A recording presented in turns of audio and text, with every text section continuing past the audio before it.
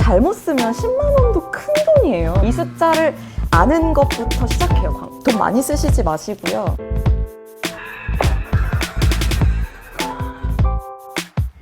마케팅비를 도대체 얼마만큼 해야 되나? 그러니까 이게 진짜 고민이에요. 맞아요. 그러니까 실제로 계속 내가 돈을 벌고 있으면 버는 돈에 뭐 이렇게 할 수 있을 것 같은데, 사실 소상공인이나 처음에 시작하시는 분들은 그냥 책정해야 되잖아요. 말씀하신 것처럼 뭐 하루에 5만 원 이렇게 얘기해 주셔서 이제는 대충 알겠는데, 그래도 좀 우리가 마케팅 예산을 짤 수 있는 좀 뭔가 그런 방법이나 프로세스를 좀 소개해 줄 수 있다면 좋을 것 같아요.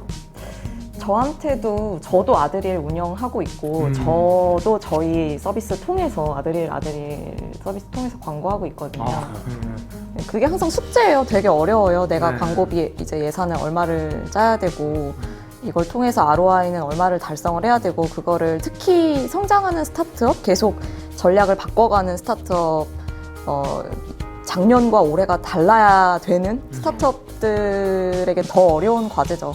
만약에 계속 매출이 있던 회사고 안정적인 사업을 하고 있으면 그런 계산이 쉽지만 우리 같은 스타트업들은 그게 어렵거든요. 그렇죠. 근데 한 가지 방법이 있는데, 그 구글링 하시면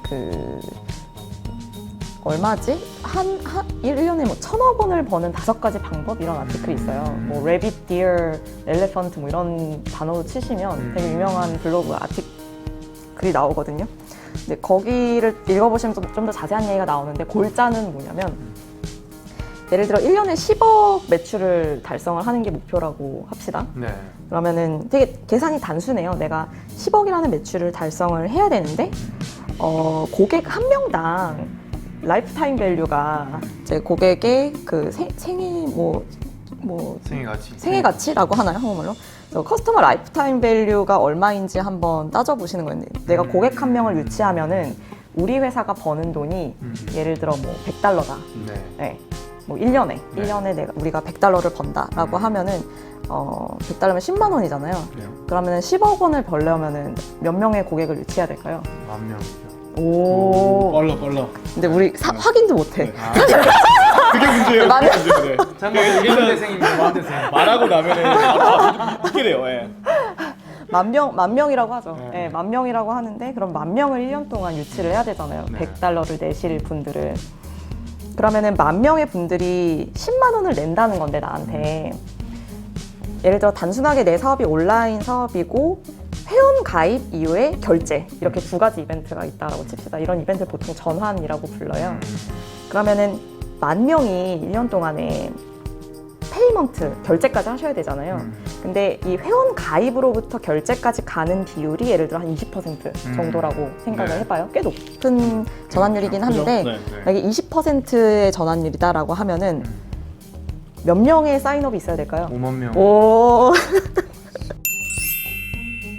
잘하는데? 일단 딱 대표님 맥주. 눈빛이 이거 물어볼 거야. 그거 물어볼 거야. 약간 이런 맥주 덜 느낌이었어요. 드셨어. 그래서 5만 명의 사인업이 있어야 돼요. 네, 5만 명의 사인업이 있어야 돼요.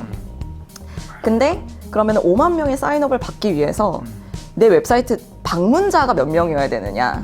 네, 거기서 또 한 번 전환율이 있어요. 웹사이트를 방문한 모든 사람들이 다 회원가입을 하는 건 아니니까. 그렇죠. 네. 근데 예를 들어서 되게 뭐 웹사이트 잘 꾸며놓고 해가지고 방문한 사람 중에 한 절반은 그냥 가입을 한다고 칩시다. 사실 1년에 10만 원 내는 거면 그렇게 엄청 고관여 서비스도 아니거든요. 그래서 저 돈이 없어. 회원가입을 아니 장난입니다. 네. 그러면 네. 방문자가 몇 명이어야 될까요? 방문자요? 방문자. 이거 쉬운데? 아니면은 제가 지금 취했나 봐요. 네. 장난이고요. 10만 명이라고. 10만 명.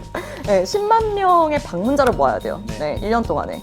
10만 명의 방문자를 모으는데 보통 이제 클릭당 비용이 페이스북이나 구글이나 다 다르기는 한데 한 500원 정도면은 나쁘진 않아요. 뭐 잘 되는 곳 타겟 지역이 뭐 예를 들어 한국이다라고 하면 되게 잘하시는 분들은 진짜 막 100원 이하 막 이렇게 해도 되는데, 그래도 한 뭐 500원 정도? 거의 들어오는 사람들의 절반이 가입을 할 정도로 타겟팅이 잘 되어 있어서 좋은 광고라고 하면은 클릭당 비용이 500원 정도라고 합시다. 그러면은 10만 명이었잖아요. 방문자가 아까 1년 동안.